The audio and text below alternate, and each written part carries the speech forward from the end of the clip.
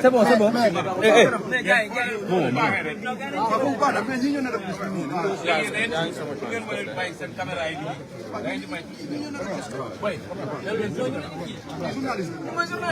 Voilà les gars, ñu dem ci passe pros damay dagg live bi léegi ñu dem ci passe pros.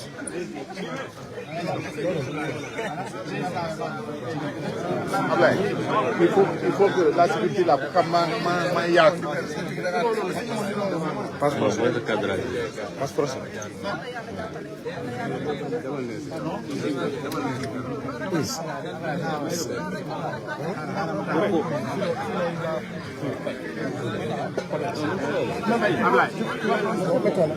Loxo bi. Ok, c'est bon. C'est bon comme ça.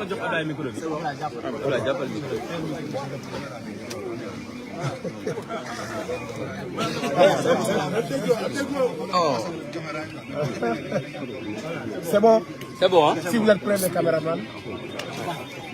C'est bon. Inch'Allah. Voilà, monsieur le maire, vous avez souligné tout à l'heure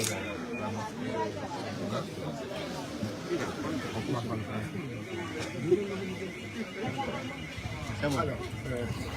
qu'est-ce que vous avez retenu du salon de l'imam? Quel message avez-vous à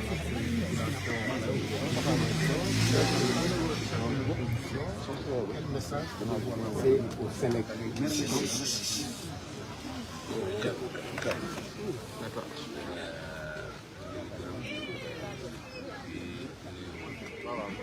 D'abord waa Ziguinchor yëpp waa Sénégal yëpp waaye àdduna bi yëpp ndokkeel ci bés bu mag bi ñu dem suñu bés nga xam ne dafay jaamu yàlla ay fan ci gannaaw rek defoon nañ ko ak suñuy mbokku chrétien ñoom it ñu jéggali woon seen koor ci lu mat ñeenti fan yàlla def ci quelques années nag dafa mel ni ñaari woor ñaari diine yi pour taxawaay ci Sénégal seen ñaari koor lay daje loolu jàpp ni yërmande ci Sénégal kon lii day firndeel aboutissement cappaandawu benn weer boo xam ne weeru jaamu yàlla la weeru dellu ci borom bi la ñu ñaan yàlla nangu ci ñun ñëpp te li ñu ci diggee tamit yàlla na ko yàlla may ndax li mu diggee ci weeru koor mooy weeru jéggale la weeru yërmande la première phase weeru jéggale la ci deuxième phase bi weeru boreel ci safara la ñetteelu phase ñett yooyu nag ko yàlla may di xanaa mën ko say mbir baax na kon yàlla ñu ko yàlla boole ci ñëpp yàlla nangu ñu ko jéggal ñu rëcc rëcc yi ndax ñu ñàkk may ñu it ñu teewaat ko ay at yu bëri may ñu kàttan ñu ko wooree it daal di leen ko di am xalaat ci ñëpp ñi nga xam ne tey waxtu bi waroon na leen fekk ci jumaa yi ak ci jàkka yi comme ñun ñëpp bu ñu paree ci loolu dem toog seen njaboot feete feet bi te ñu xañ leen ko tey te dara xañ leen ko lii benn groupe magistrat yoo xam ne dañoo jébbul fas yéene servir ab nit et non pas servir la loi donc ñu am xalaat ci ñooñu ñëpp nga xam ne tey teg nañ leen loxo su dul dëgg jaay doole ak ci mbirum soxor moo nem weeru yërmande la ñu génn ñaan yàlla mu jëlee ñu fa ñu gën a gaawee loolu nag dama ko wax ci wàllu lu jëm ci mbirum yàlla waaye li nga xam ne mbirum nit lay dinañ ci def liñ ci war a def yëpp ndax yàlla defal kenn doo mënal sa bopp te yàlla duggul yàpp balaa muy jàpp ci li ngay def rek yow bu njëkk a wane sa jàmbaar ak sa effort ba boo demee ba mënatoo boo talalee la ko yàlla defal di adresser un message sénégalais yëpp nag message bu weesul bi wax ne ñu ngi dëgmal loo xam ne gëm naa ni juróom-ñeenti weer li gën a doy waar ci Sénégal mooy juróom-ñeenti weer yi ñu dëgmal ñu ngi ñaan yàlla nag def jàmm parce que jàmm ci la def xaj tey bu ñu am doon jàmm fii ñu taxaw nii di julli ñu fi taxaw pétard rek boo ma dugg ko sànni woon fii léegi journaliste yi moom xam naa yàgg naa leen gis ci terrain bi daw rek lañu mën mais si pétard rek wax ma la gën a si ko sànni woon yëpp la kon jàmm ci la lépp xaj jàmm nag li ñuy dox la li ñuy liggéey àdduna yàgg naa tàkk ay guerre am na ay millions de millions de dee waaye lépp day mujj tax toogaat nga ne France ak Allemagne def nañu deuxième guerre mondiale boo xam ne naa ne 8 millions nit génn nañ ci àdduna te tey ñoom ñaar ñoo dajewaat pour taxawal li ñuy wax Union européenne parce que dem nañu ba xam ni. waaye léeg-léeg day mel ni balaa ñëpp xam njëriñu jàmm ñu sàggane ko ba ñàkk ko loolu mooy nit dafa xaw a ngeen jéggal ma may waxu yàlla du sama wax nit dafa xaw a doy di yenn saay yàlla bi muy tuddee nit daf ko tuddee al insaan ci alquran insaan mi ngi jóge ci verbe nasiya mooy kuy fàtte nit dafa gaaw fàtte dañoo gaaw fàtte trop te duñu xam valeur li ñu yor ñun ñii yaroo fii Casamance nga xam ne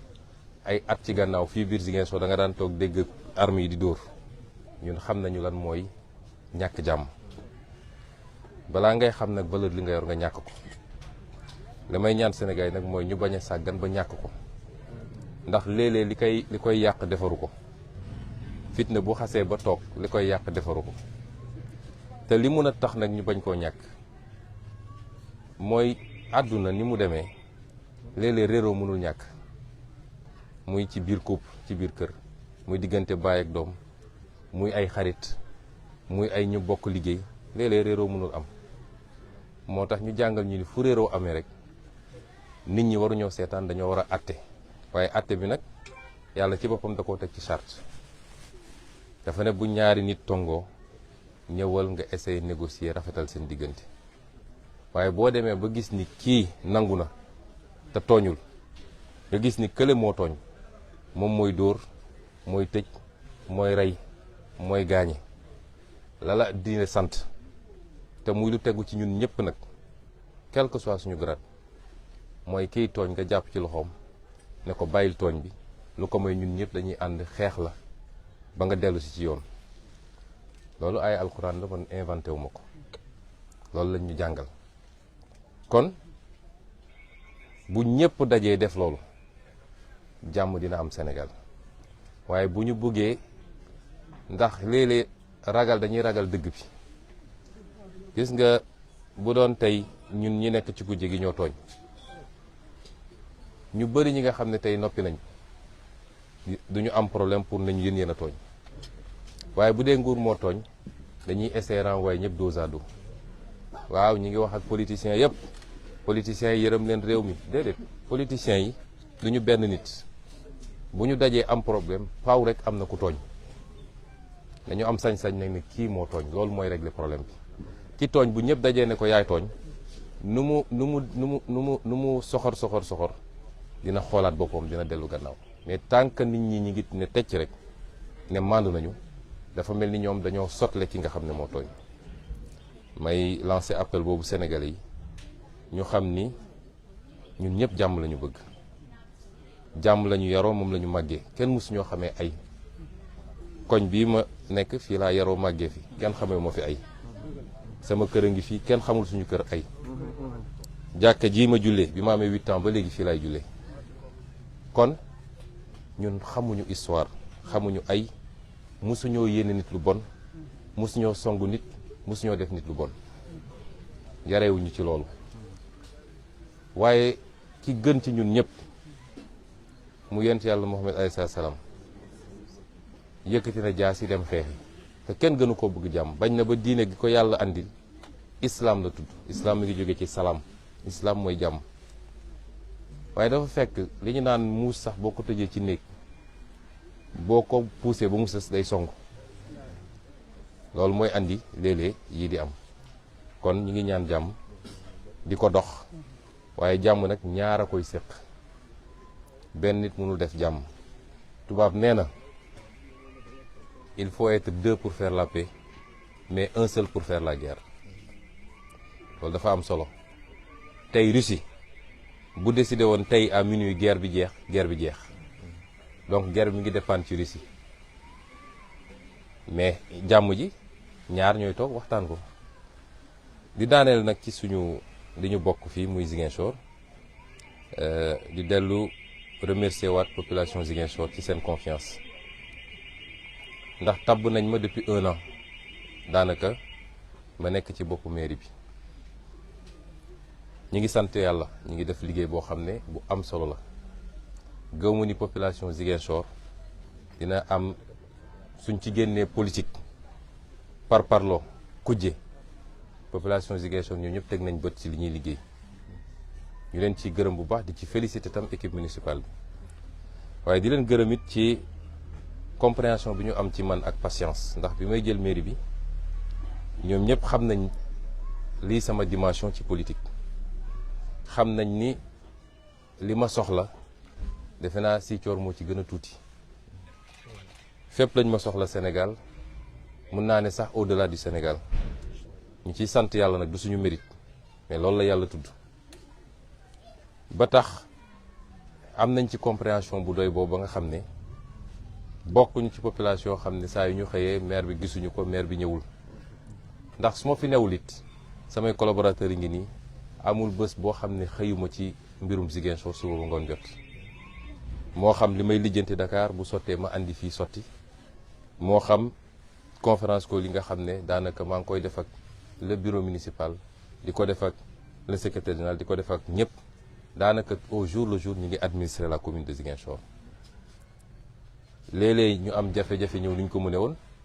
parce que ñiñ ko seqal seen stratégie yëpp mooy nu ñuy bloquer Sonko ba du mun a liggéey ci mairie ba ak du mun a def ses tournées politiques à travers le pays waaye jamono jooju la ñu gën a mën a liggéey may annoncé nag population Ziguinchor ni soobee yàlla mercredi bi dinañu lancer d'ailleurs les 12 grands travaux de la mairie li ma leen waxoon rek Ziguinchor dinañ ko liggéey ba Ziguinchor yëpp gis ni nu ñuy liggéeyee jël nañu at pour stabiliser mairie bi càmbar lépp xool lépp li ci ëppoon ñu wàññi ko li ci matuloon ñu yokk ko defaraat fonctionnement bi defaraat organisation bi lancer un certain nombre de chantiers et de travaux waaye bu soobee yàlla ci diggante boobu it jël nañu temps wu concevoir finaliser les grands projets yoo xam ne mi ngi woon ci suñu programme bu rok yooyu nag dinañ ko lancer mercredi bi bu soobee yàlla bokk na ci l'aménagement d'espace public parce que dañu bëgg Ziguinchor nit ñi di am fu ñuy doxantu jee fu ñuy toogee féexlu ay places vertes bokk na ci l'aménagement de plateaux sportifs te bu ci njëkk mooy le stade Jules François Bocandé nga xam ne on va le mettre aux normes internationales bu soobee yàlla bokk na ci voirie bi lu bëri dinañ ko lancer ci ay pavage yu ñu war a def ak ay aménagement de route pour ñëpp mun a accéder facilement seen quartier bokk na ci tamit les postes de santé ak les écoles bokk na ci ñaari marché yu bees yi nga xam ne bëgg nañ ko tabax muy marché aux poissons ak marché aux produits agricoles pour désengorger marché Boucotte bi dinañu lancer aussi officiellement économie sociale et solidaire parce que dama ne woon mënoon nañu yem ci liggéeyu mairie kese waaye bëgg nañu xool nu ñuy jàppalee Ziguinchor yi da waratina ndaw ñi ak jigéen ñi avec de petits financements pour nit ñi liggéey biñ ko lancé quelques mois ci gannaaw fekkee woon ngeen ko et dama ne woon suñu atteindre 100 millions ci levée de fonds yi mën nañu commencer di tourner ndànk-ndànk yàlla def na atteindre nañu montant boobu ak yeneen yoo xam ne ci suñuy programme phare la bokk l'éclairage public lampadaire solaire yi nga xam ne surtout quartier yi nga xam ne ñoo gën a manqué éclairage yooyu les 12 grands travaux de la mairie soobee yàlla mercredi dañu invité tous les Ziguinchorois à def lancement officiel bi poser les premières pierres pour yenn chantier yi nga xam ne dafay démarrer ñuy woo Ziguinchor yëpp ñu jàpp ci parce que dëkk bi ñoo ko moom kenn du ko defar ku dul ñun dëkk boo gis mu baax ci àdduna waa dëkk ba ñoo ñëwee sonn ci dëkk bi mais kenn ku ne su toogee fi mu toog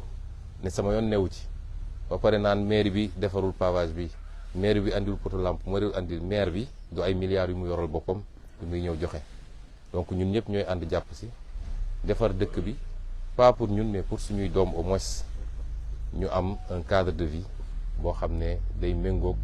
li gën ci àdduna loolu moom mooy message bi ñuy adressé waa Ziguinchor particulièrement kon ñu ngi leen di gërëm di leen sant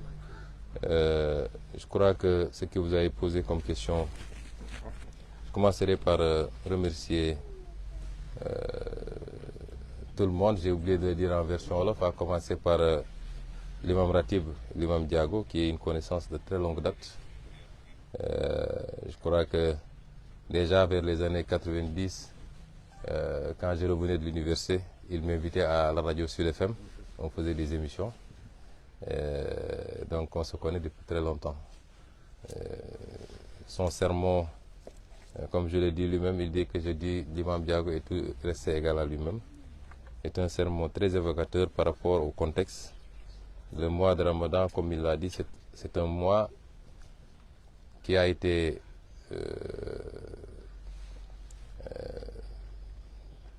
décrété par le Seigneur, non pas pour faire mal, pour affamer les gens, mais il y avait un objectif, c'est nous ramener à lui par la piété, le taqwa, comme il l'a dit. Et c'est pourquoi c'est un mois extrêmement important, 1 sur 12,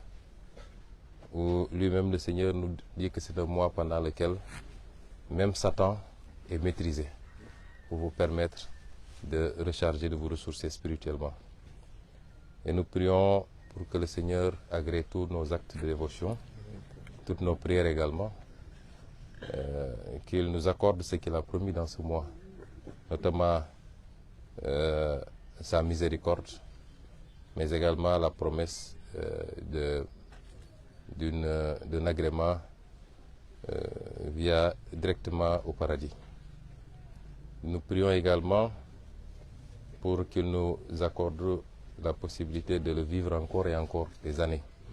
et toujours avec plus de prospérité, plus de paix, plus de stabilité et plus de bonheur pour tout le monde, plus de santé évidemment. Je ne peux manquer d'avoir une pensée pour tous nos amis, nos frères, sœurs, nos camarades qui ont été injustement incarcérés par une poignée de magistrats aux ordres. Le frère Diomaye Faye a utilisé un terme dans un poste, et ça lui vaut la prison, c'est le terme clochardisation. Effectivement, il y a une forte clochardisation d'une poignée de magistrats, je le répète comme il l'avait dit,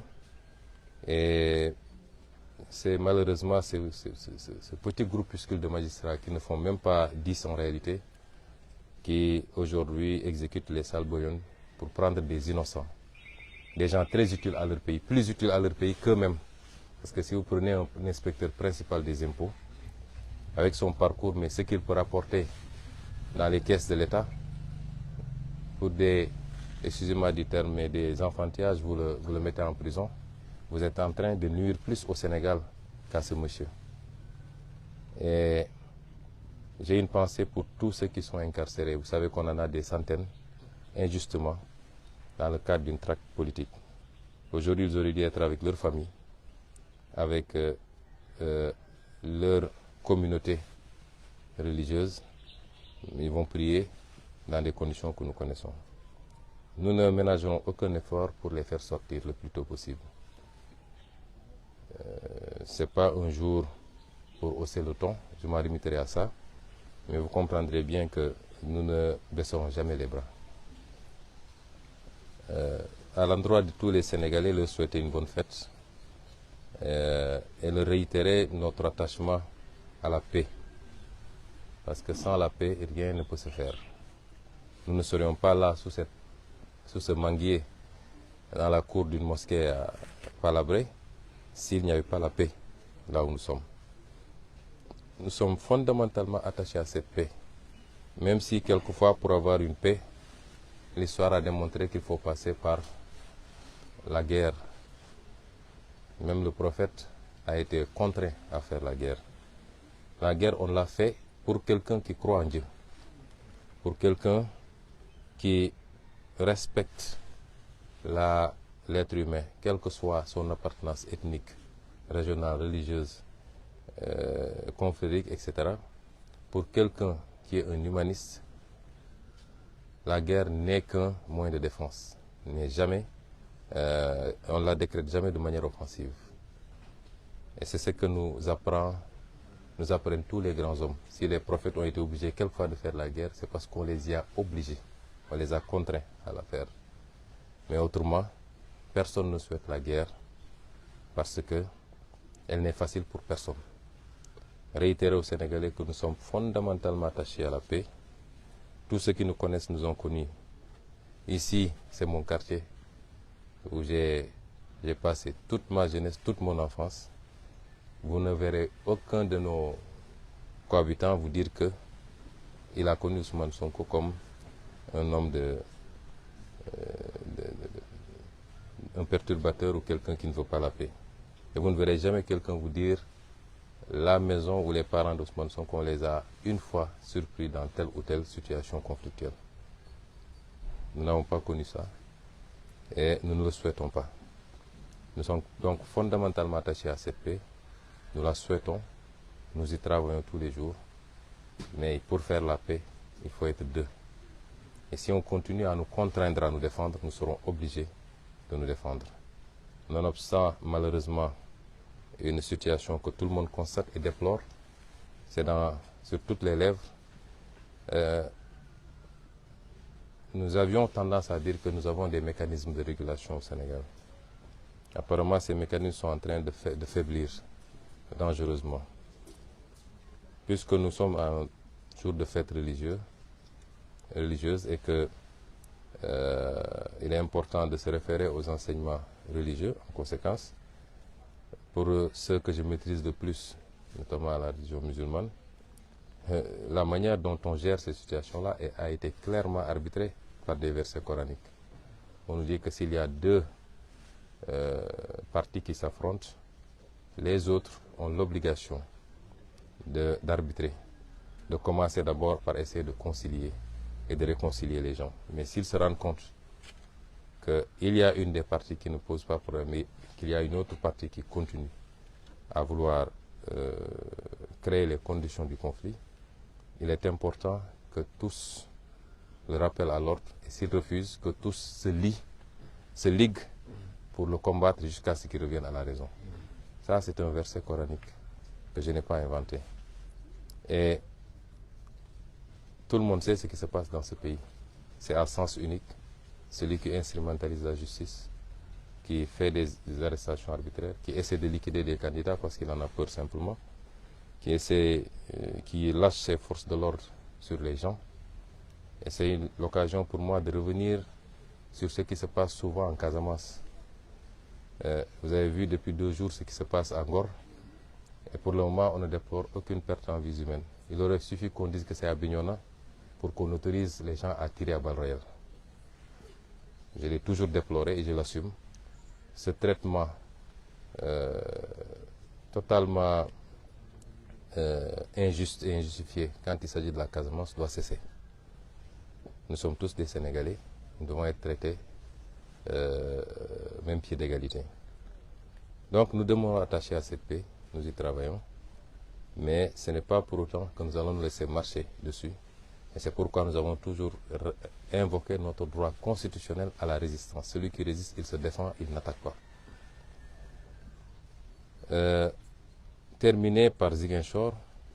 et dire simplement que je remercie encore une fois les populations de Ziguinchor qui nous ont investi de leur confiance depuis un peu plus d'1 an maintenant et qui nous accompagnent. Je crois que je suis le maire le plus chanceux du Sénégal.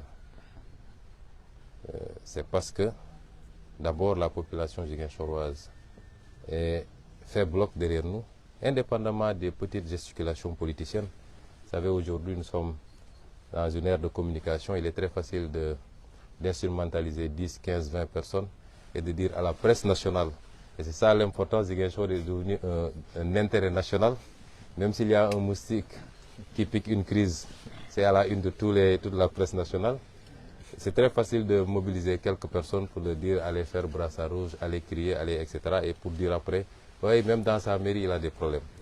Et je crois que nous sommes 300 000 Ziguinchorois. Et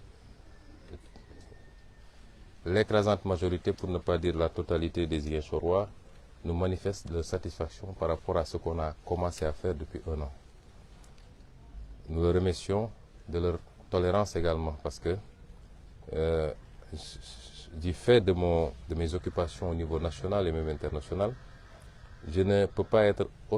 aussi présent que je le voudrais. Mais les Ziguinchorois l'ont compris et m'accompagnent par rapport à ça. Ils savent qu'on est à 10 mois, 9 mois d'une élection présidentielle cruciale. Et je crois pouvoir dire modestement que si je ne suis pas le mieux placé, je suis parmi les 2 les mieux placés aujourd'hui pour espérer être président de la République dans 9 mois. Et ils savent que c'est une demande nationale. Ziguinchor a besoin de moi, Saint-Louis a besoin de moi, Matam a besoin de moi, Mbacké a besoin de moi, Kaolack a besoin de moi. Je suis obligé souvent de répondre à tous ces Sénégalais. Et les Ziguinchorois l'ont compris, ils m'accompagnent, je les remercie. C'est dû également à la qualité de l'équipe municipale, à commencer par mes conseillers, le bureau, l'équipe technique administrative du moins. Ils sont en train de faire un excellent travail. Je peux rassurer tout le monde que tous les jours également, je suis de très près ce qui se passe. Je suis tous les jours en contact avec les gens individuellement ou dans des réunions groupées par Zoom. Et nous prenons les décisions qu'il faut pour la ville. Et je terminerai par annoncer à ces Ziguinchorois d'ailleurs que dans quelques jours, le mercredi, Inch'Allah, nous allons lancer les 12 grands chantiers de la mairie. Et c'est des chantiers infrastructurels, mais également des chantiers allant dans le sens du financement. Mais nous avons opté pour des infrastructures structurantes. Faire des choses qui soient utiles pour tout le monde, qui soient utiles pour les populations, pour les professionnels, mais également pour la mairie. Et c'est pourquoi, parmi je vais vous citer quelques-uns de ces grands chantiers, aujourd'hui nous avons un problème d'infrastructure sportive. Je crois que le stade Aline Sitoé devrait être incessamment d'ailleurs fermé, et même le Casa Sport devra en ce moment recevoir à Dakar. Alors, nous avons opté pour refaire totalement le stade Jules François Bocandé et le mettre aux normes qu'il faut, avec une pelouse synthétique, une piste d'athlétisme, refaire les tribunes, l'éclairage, mais le terrain de basket également et les terrains de handball et de volleyball. Nous avons aussi décidé de construire 2 nouveaux marchés, mais de réhabiliter aussi les autres marchés, notamment le marché Baneto et le marché Mariama Diédhiou, marché HLM. Nous avons décidé de lancer un certain nombre de travaux de pavage et de réfection des routes existantes. Nous avons décidé également de construire 2 nouveaux marchés. Un marché aux poissons à Boulodi et un autre marché aux fruits et légumes qui sera sur le boulevard 54. Et nous avons aussi le projet d'aménagement d'espaces verts. Parce une ville doit respirer. Aujourd'hui, c'est le même problème pour Dakar d'ailleurs. Si vous voulez sortir avec votre famille ou seul pour aller vous promener, aller prendre de l'air quelque part, vous avez du mal à trouver un endroit à Ziguinchor. Et nous voulons pouvoir offrir des cadres comme ça. Nous avons ciblé pas mal d'espaces. Nous allons commencer avec 4 ou 5 espaces dans un premier temps et graduellement en faire d'autres pour que chaque quartier à Ziguinchor puisse disposer d'un espace comme ça, plus des plateaux sportifs au niveau des quartiers. Et il y a aussi l'éclairage public. Une commande va être lancée dans un premier temps de 1500 lampadaires solaires qu'on va déployer évidemment par ordre de priorité par rapport aux besoins. Et il y a enfin l'économie sociale et solidaire. Puisque nous avons atteint l'enveloppe minimale qu'on s'était fixée, c'est-à-dire les 100 millions pour commencer à tourner avec des fonds revolving, financer la petite économie, hein, mais aider les gens à avoir au moins un petit capital et démarrer une activité avec comme cible principale évidemment les femmes, pour ce que nous savons tous, mais également cette jeunesse que nous voulons de plus en plus appeler à se prendre en main par l'auto-emploi. Il suffit juste de la pousser et de l'aider un peu. Donc c'est entre autres quelques-uns des grands chantiers que nous allons lancer et nous espérons pouvoir les réaliser le plus rapidement possible, en tout cas dans des délais très courts pour le bénéfice des Ziguinchorois. Donc nous souhaitons à tous une très bonne fête et nous prions pour que le Seigneur nous accorde encore la possibilité de la fêter des décennies encore. Inch'Allah. Merci beaucoup.